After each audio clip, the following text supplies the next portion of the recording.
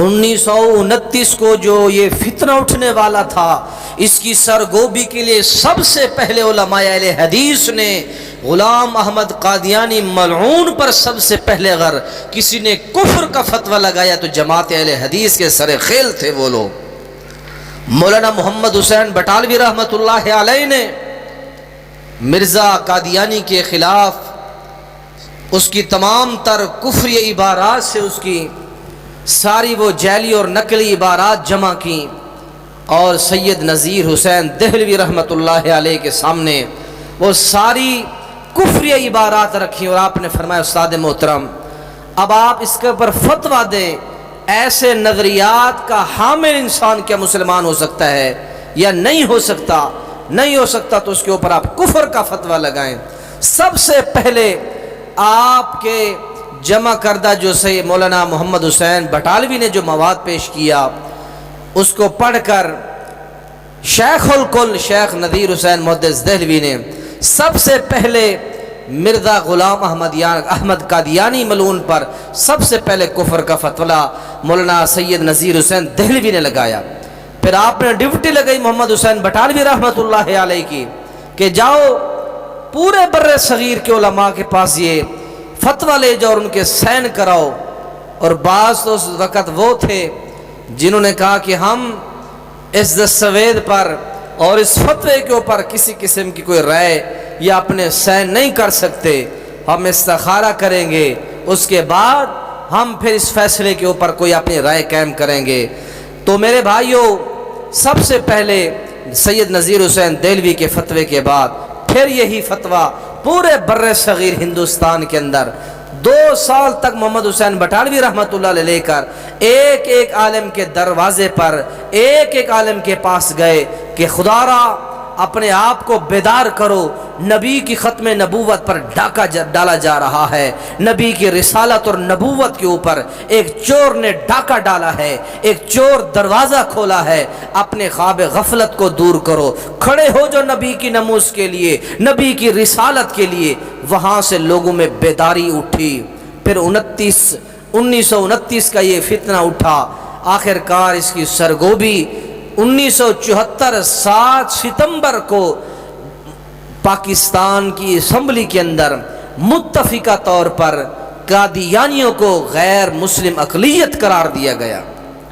یہ کیوں قرار دیا گیا؟ دلائل کی روشنی کے اوپر، اللہ کے پیغمبر کی حدیث کی روشنی کے اوپر 100 سے زیادہ اشارتاً کنایتاً ایسی آیات قرآن میں موجود ہیں جن کے اوپر آپ کی ختم نبوت کا اختتام معلوم ہوتا ہے۔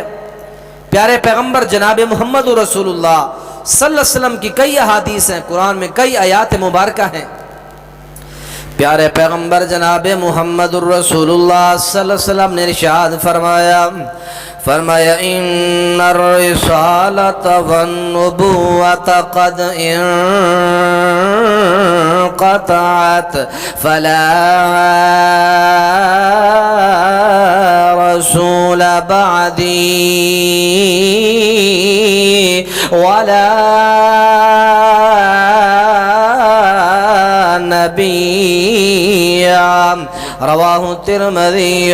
حبیب کریم علیہ السلام فرماتے ہیں اب نبوت اور رسالت کا یہ ختم ہو گئے عمل، اب میرے بعد نہ کوئی رسول آئے گا، نہ میرے بعد کوئی نبی آئے گا۔ جامع ترمذی کے اندر حدیث موجود ہے۔ دوسری حدیث ملیحہ فرمائے پیارے پیغمبر کی حدیث درجے کی جامع ترمذی کے اندر موجود ہے، کتاب الفتن کے اندر پیارے پیغمبر فرماتے ہیں انہو سیکون فی امتی کثلاثون کذابون کلہم یزعم انہو نبی وانا خاتم النبیین لا نبی بعدی. پیارے پیغمبر فرماتے میری امت میں 30 جھوٹے لوگ آئیں گے، ان میں سے ہر ایک دعویٰ کرے گا، گمان کرے گا کہ وہ نبی ہے، حالانکہ میں اللہ کا آخری نبی ہوں. فرمایا کہ ولا نبی بعدی، میرے بعد کوئی نبی نہیں آئے گا. اللہ نے نبوت کا سلسلہ ہی ختم کر دیا ہے. قرآن میں اللہ کریم فرماتے ہیں ما کان محمد ابا احد من رجالکم ولکن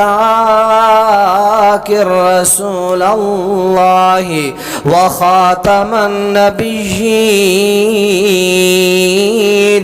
وکان اللہ بِكُلِّ شَيْءٍ عَلِيمٌ. پیارے پیغمبر علیہ السلام کے بارے میں قرآن کہتا ہے لوگوں یہ نبی آخری نبی ہے، اس نبی کے بعد اب کوئی نبی آنے والا نہیں ہے.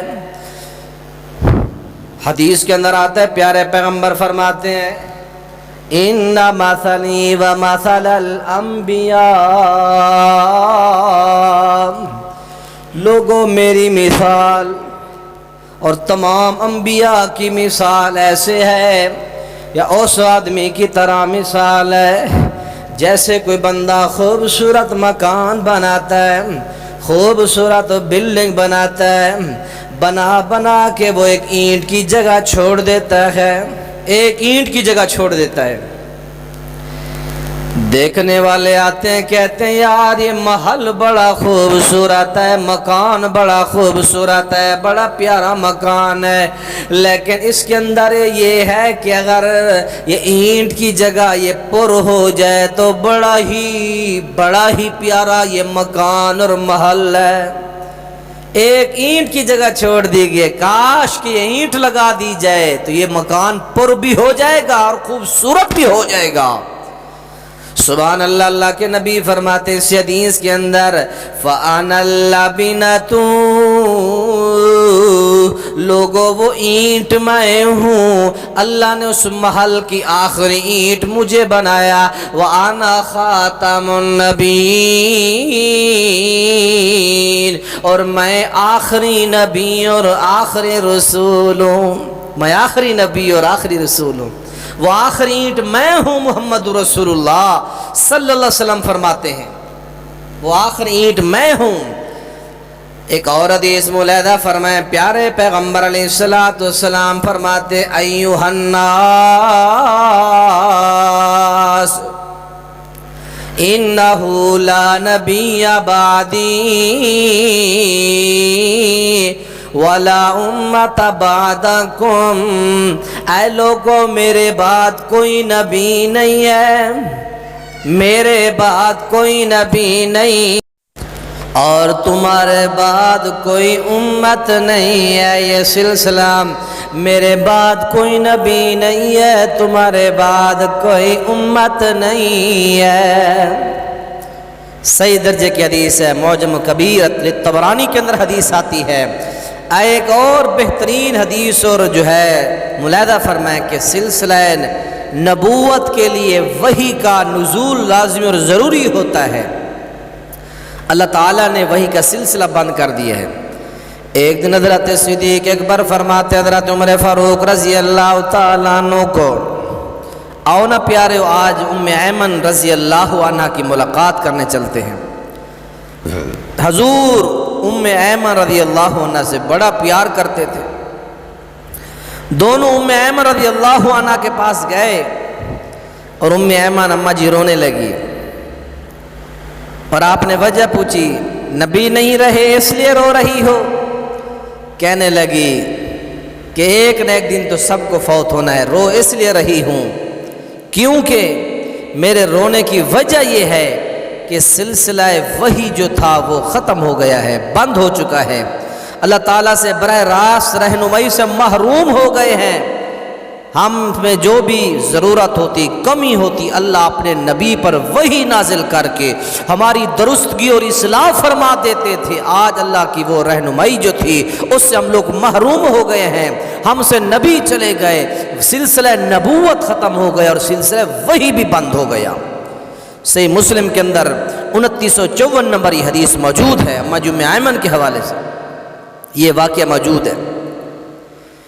اسی طرح میرے بھائیو پیارے پیغمبر علیہ السلام کی اور بھی بے شمار حدیث ہیں سلسلہ ختم نبوت کے اوپر بڑی بے شمار آیات موجود ہیں۔ قرآن کے اندر آواز آتی ہے وَمَا أَرْسَلْنَاكَ إِلَّا كَافَّةً لِلنَّاسِ بشیرا ونذیرا۔ اے پیغمبر ہم نے آپ کو بھیجا ہے لوگوں کے لیے آپ کافی ہیں، کافۃ للناس۔ اے پیغمبر آپ تمام لوگوں کے لیے خوشخبری دینے والے، تمام لوگوں کے لیے آپ کافی ہیں۔ قرآن کے ایک اور مقام سے آواز آتی ہے قُلْ يَا أَيُّهَا النَّاسُ إِنِّي رَسُولُ اللَّهِ إِلَيْكُمْ جَمِيعًا۔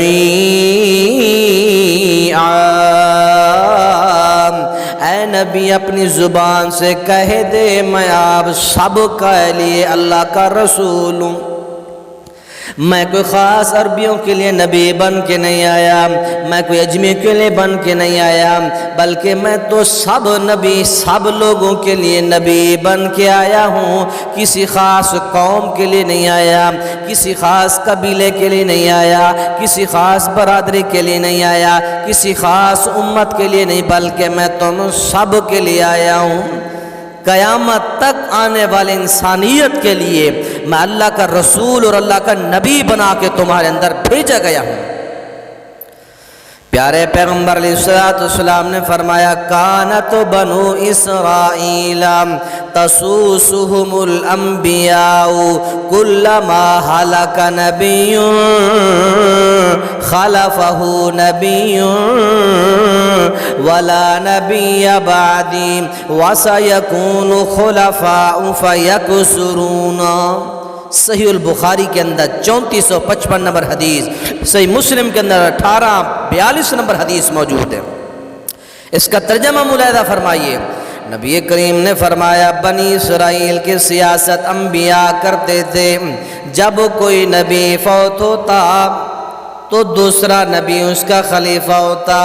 آپ نے فرمایا سن لو میرے بعد کوئی نبی نہیں ہے، البتہ خلفاء ہوں گے اور بکثرت خلفاء ہوں گے۔ بنی اسرائیل کے اندر ایک نبی کی وفات ہوتی تو دوسرا نبی اس کا وارث، تیسرا۔ لیکن لوگوں میرے بعد یہ سلسلہ نہیں ہے، میرے بعد خلیفہ صدیق اکبر آئے گا، یہ خلافت کا سلسلہ خلفاء راشدین کا سلسلہ چلتا رہے گا۔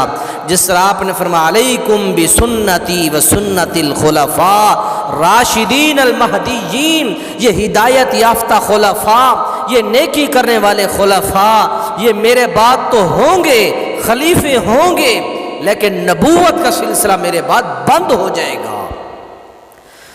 فرمایا کہ میرے بعد کوئی نبی نہیں ہے، اگر میرے بعد کوئی نبی ہوتا تو میرا پیارا عمر بن خطاب میرے بعد نبی بن کے میری امت کے اندر آتا، لیکن نہیں آنا کسی نے میرے بعد، سب سلسلے اللہ نے ختم کر دیے۔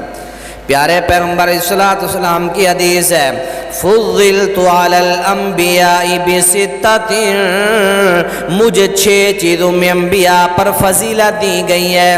نمبر 1 فرمایا اعطیت جوامع الکلم، مجھے جامع معنی کلمات دیے گئے جن کا معنی مفہوم بڑا ہی جامع ہوتا ہے۔ دوسری چیز فرمایا نصرت بالرعب، رعب کے ساتھ میری مدد کی گئی ہے۔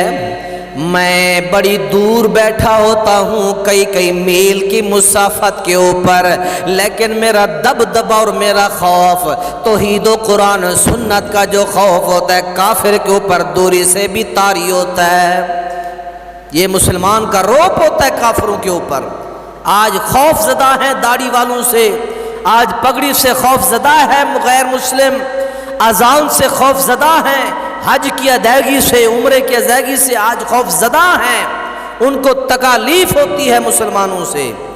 یہ نصرت بالرعب، اللہ نے کافروں کے اوپر مسلمانوں کا رعب رکھ دیا ہے۔ آگے فرمائے وَأُحِلَّتْ لِيَ الْغَنَائِمُ، میرے لیے غنیمت کا مال حلال کر دیا گیا۔ پہلے انبیاء کے اوپر یہ تھا کہ جب مال غنیمت جمع کرتے ایک جگہ میدان میں رکھتے، آسمان سے آگ اس کو جلا دیتی۔ اللہ نے اس امت کے اوپر رحم و کرم کیا ہے۔ اب یہ امت کے لوگ جنگ جہاد کرتے تھے تو غنیمت کا مال ان میں تقسیم ہوتا تھا۔ وَجُعِلَتِ لِيَ الْأَرْضُ طَهُورًا وَمَسْجِدًا، ساری زمین کہیں بھی نماز ادا کر سکتے ہو، اللہ نے میرے لیے مسجد بنا دی ہے۔ فرمایا آگے اللہ کے نبی نے وَأُرْسِلْتُ إِلَى الْخَلْقِ كَافَّةً،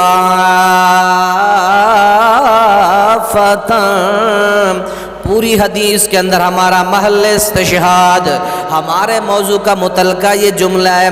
اللہ کے نبی فرماتے ہیں وَأُرْسِلْتُ إِلَى الْخَلْقِ كَافَّةً وَخُتِمَ بِيَ النَّبِيُّونَ، یہ آخری جملہ میرے موضوع کا متعلقہ ہے۔ اللہ کے نبی علیہ السلام فرماتے ہیں پوری دنیا کے لیے رسول بنا کر بھیجا گیا ہوں، مجھ پر انبیاء کا سلسلہ ختم کر دیا گیا۔ رواہ مسلم، مسلم شریف کی صحیح درجے کی حدیث ہے۔ کیا فرمایا کہ ارسلت الی الخلق کافۃ وختم بی النبیون، میرے اوپر نبوت کا سلسلہ، جو رسالت کا سلسلہ میرے رب نے ختم کر دیا ہے۔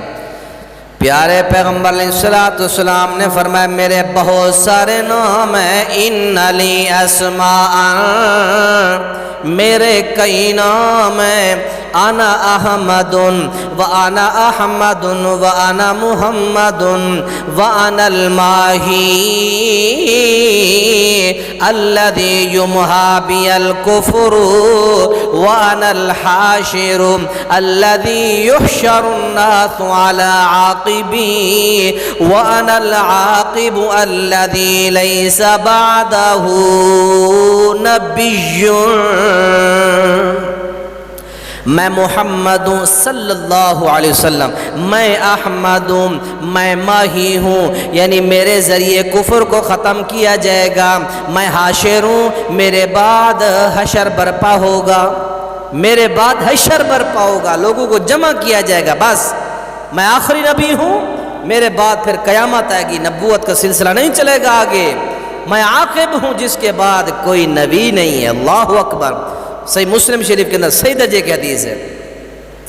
پیارے پیغمبر علیہ السلام نے ایک اور حدیث کے اندر فرمایا، صحیح درجے کی، یہ بھی مسلم شریف کے اندر حدیث ہے، کان رسول اللہ صلی اللہ علیہ وسلم یسمی لنا نفسہ اسماء فقال انا محمد احمد المقفی الحاشر ونبی التوبتی ونبی الرحمتی صلی اللہ علیہ وسلم۔ اپنے مبارک نام ہمیں بتایا کرتے تھے اللہ کے نبی۔ حضرت ابو موسیٰ اشعری رضی اللہ تعالیٰ عنہ فرماتے ہیں اپنے مبارک نام ہمیں بتایا کرتے تھے، فرماتے تھے میں محمد ہوں صلی اللہ علیہ وسلم۔ مقفی کا معنی کیا ہے کہ سب سے پیچھے آنے والا۔ مقفی آپ نے فرمایا میرا نام جس طرح محمد ہے، احمد ہے، والمقفی میرا نام ایک مقفی بھی ہے۔ اور یہ مقفہ کسے کہتے ہیں؟ مقفی سب سے پیچھے آنے والا۔ اور آخر میں کیا فرمایا؟ ونبوت توبتی ونبی الرحمتی صلی اللہ علیہ وسلم، کہ میں حاشر ہوں، میں توبہ اور رحمت والا نبی ہوں صلی اللہ علیہ وسلم۔ صحیح مسلم کے اندر حدیث ہے۔ اس حدیث کے اندر آپ کا ایک نام المقفی، جو سب سے سارے نبیوں کے بعد آنے والا ہے، وہ محمد الرسول اللہ صلی اللہ علیہ وسلم اللہ کے نبی ہیں۔ صحیح البخاری کے اندر حدیث موجود ہے، راوی حضرت ابو ہریرہ رضی اللہ تعالیٰ عنہ فرماتے ہیں لا تقوم الساعۃ حتی یبعث دجالون کذابون قریبا من 30 کلهم یزعم انہ رسول اللہ، رواہ البخاری۔ جب تک 30 بڑے بڑے دجال اور جھوٹے نبوت کا دعویٰ نہیں کریں گے، قیامت اس وقت تک قائم نہیں ہوگی۔ یہ اللہ کے پیغمبر کی بشارتیں ہیں۔ یہ دجال کذاب گندے آتے رہیں گے، کانے لنگڑے لولے، یہ نبوتوں کی دعوے کرتے رہیں گے۔ یہ میرے رب نے پیغمبر کو کہا، جب یہ 30 جھوٹے اپنے گندے دعوے کے اندر جھوٹے نہیں ہو جائیں گے، اس وقت تک اللہ قیامت قائم نہیں کرے گا دنیا کے اوپر۔ ان الرسالۃ والنبوۃ قد انقطعت فلا رسول بعدی ولا نبی، نبوت اور رسالت کا سلسلہ ختم ہو چکا ہے، اب میرے بعد نہ کوئی رسول ہے نہ ہی کوئی نبی ہے۔ عزیز محترم بھائیو، یہ چند ایک دلائل تھے۔ اب آخر کے اندر میں آپ کے خدمت کے اندر حضرت سلمان فارسی رضی اللہ تعالیٰ عنہ کا بہترین مختصر وہ واقعہ بیان کر دیتا ہوں۔ فارس سے چلنے والے یہ پیغمبر علیہ السلام کے عظیم صحابی، جو 2 نبیوں کے امتی ہیں، ایک حضرت عیسیٰ علیہ السلام کی نبوت پر بھی ایمان لانے والے، اس کے بعد حضرت محمد الرسول اللہ کی نبوت پر بھی ایمان لانے والے ہیں۔ بڑی خوبصورت زندگی ہے۔ فارس سے چلے، اصفہان شہر سے شام تک کا سفر کیا، پھر شام سے موصل عراق تک پہنچے، پھر نصیبین کے علاقے کے اندر، نصیبین سے پھر عمودیہ کے اندر، چلتے چلتے یہ 5 پادریوں کے پاس رہے، سفر کرتے کرتے آخر کار عمودیہ علاقے کے ایک پادری کے پاس رہ کر اس کی خدمت کرتے ہیں اور حق کی تلاش میں ہیں، حق کی تلاش میں نکلے ہوئے ہیں۔ 32-30 سال کا سفر کیا محمد رسول اللہ صلی اللہ علیہ وسلم کے پاس پہنچنے کا۔ یہ جو سفر ہے بڑا لمبا سفر، اور آپ کے ساتھ جو درمیان میں راستے میں جو آپ کے ساتھ معاملات ہوئے، میں ان ڈیٹیل اور تفاصیل کے طرف نہیں جانا چاہتا، اپنے موضوع کے متعلقہ بات کرنا چاہتا ہوں۔ وہ میں ایک جمعہ بھی پڑھا چکا ہوں حضرت سلمان فارسی رضی اللہ تعالیٰ عنہ کی شان اور مقام کے اوپر۔ یہ آخری 5واں سفر ہے عمودیہ علاقے کے اپنے استاد کا۔ جب موت کا وقت آیا، آپ نے کہا استاد جی آپ تو داعی اجل کو لبیک کہہ رہے ہیں، مجھے تو حق کا راستہ ابھی تک نہیں ملا، مجھے بھی کوئی چیز بتا کے جائے، میں غریب کہاں جاؤں؟ اس پادری نے کہا یہاں کوئی نیک بندہ مجھے نظر نہیں آ رہا اس دنیا کے اندر، ہاں اب اس نبی کے ظہور کا وقت قریب آ رہا ہے۔ پادری کی زبان ہے، مصطفیٰ کی صداقت بیان ہو رہی ہے۔ پادری کی زبان سے ہمارے پیغمبر کی صداقت، صادق اور مصدوق نبی کی صداقت بیان ہو رہی ہے۔ کہا اے سلمان فارسی، اب اس نبی کی آمد کا وقت قریب قریب ہے، وہ نبی آپ کو ملے گا تو اس کو ضرور ملنا، وہی تمہاری منزل ہے، وہی کامیابی کی راہ ہے، وہی کامیابی کا راستہ ہے، وہی تمہاری کامیابی کی آخری کرن ہوگی، جا کے اس نبی کو ملنا۔ استاد محترم میں کیسے ملوں گا؟ مجھے کیا پتہ چلے گا کہ یہ نبی ہے وہی؟ آپ نے 5 عمودیہ علاقے کے عیسائی پادری نے حضرت سلمان فارسی کو 5 جو ہے نشانیاں بتائیں۔ پہلی نشانی یہ ہے وہ صحرائے عرب سے اٹھ کر دین حنیف پیش کرے گا، یعنی مکہ میں آپ کی پیدائش ہوئی، مکہ سے آپ اٹھے اور پورے عالم کے اندر آپ نے ایک عالمگیر نبوت کا اعلان اور ڈنکا بجایا۔ پھر یہ آواز مکہ سے نکلتی پوری دنیا کے اندر جا پہنچی۔ تو دوسری نشانی یہ ہے وہ کھجوروں والی زمین کی طرف ہجرت کرے گا، یہ کھجوروں والی زمین مدینہ منورہ ہے.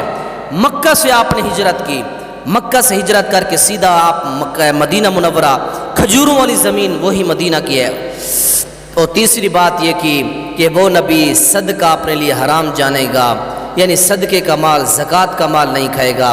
چوتھے نمبر پر فرمایا وہ ہدیہ قبول کرے گا. اور پانچویں نشانی یہ ہے کہ اس کے دونوں کندھوں کے درمیان جو ہے مہر نبوت ہوگی. اس کو مل سکو تو ضرور ملنا، وہی تمہاری کامیابی کی آخری راہ ہے. تو حضرت سلمان فارسی رضی اللہ تعالیٰ عنہ نے یہ ساری چیزیں کی، کھجوریں پیش کی. ایک دن صدقے کی آپ نے نہیں لی، ایک دن ہدیہ آپ نے قبول کر لیا، مہر نبوت کو چوما، دیکھا، کلمہ پڑھا. اللہ کے نبی نے فرمایا لوگو جنت 3 لوگوں کا بڑا شوق رکھتی ہے، ان 3 لوگوں میں سے ایک میرا سلمان فارسی بھی ہے جس کا جنت شوق رکھتی ہے کہ یہ خوش نصیب میرے اندر داخل ہو. یہ وہ عظیم صحابی ہیں جن کو پیارے پیغمبر علیہ السلام نے اپنے اہل بیت کے اندر شامل کیا ہے. اللہ تعالیٰ سے دعا ہے اللہ تعالیٰ ہم سب کو ختم نبوت کا جو ہمارا ایمان ہے، ہمارے ایمان کا اصل اور اساس عقیدہ ہے، اللہ اس کی حفاظت کرنے کی، تحفظ ختم نبوت کی اللہ ہم سب کو توفیق کاملہ نصیب فرمائے. سبحان ربک رب العزت عما یصفون وسلام علی المرسلین والحمد للہ رب العالمین.